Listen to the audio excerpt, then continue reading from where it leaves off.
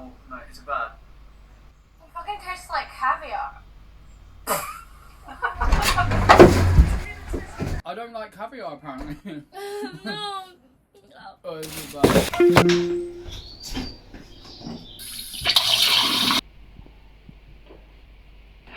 I look at myself in the mirror at least 50 times a day.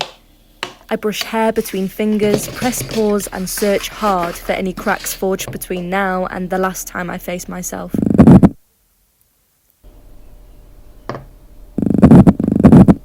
This unhappy ritual overrides my days, leaving me forever dissatisfied. I try to turn away, but all too soon she beckons me. I ache, longing to fix the girl in the mirror.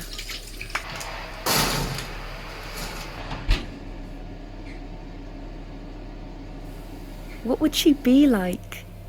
My reflection, if it was personified, a living thing, a life that exists only in the moments I look in the mirror.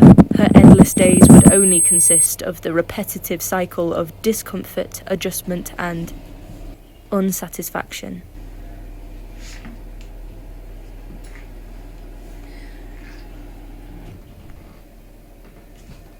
I remember when the satisfaction would come. I would see a glimmer of surprise in the whites of her eyes. A large grin would graze upon her face, and she looked happy. It made me happy. Now, only cracks are left. They scale her face, leaving it hard and uncompromising. The glimmer has died, her eyes have turned brown, and the large grin has been quietened by her own unsatisfaction. I feel sorry for her.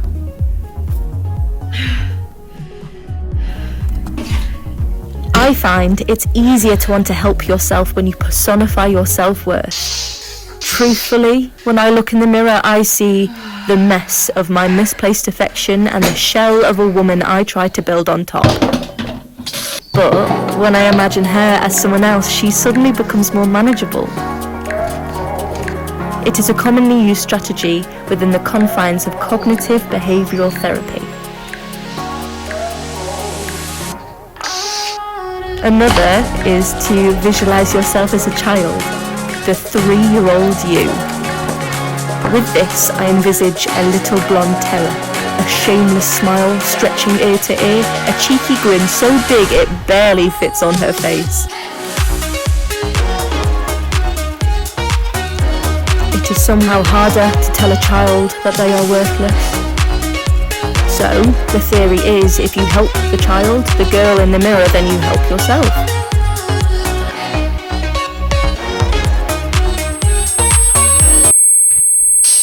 But theories melt.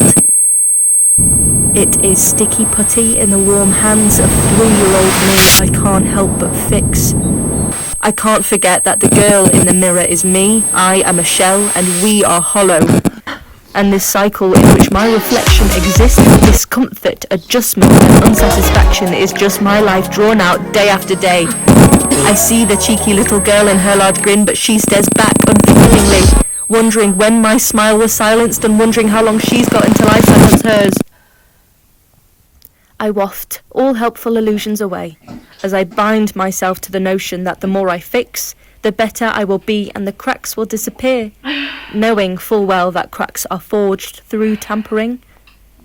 I choose not to see my mistakes. The cycle goes on. My happiness wastes away as I look for the 51st time today through the looking glass, blinded, arms out, fingers splayed, searching for a reason to love myself again.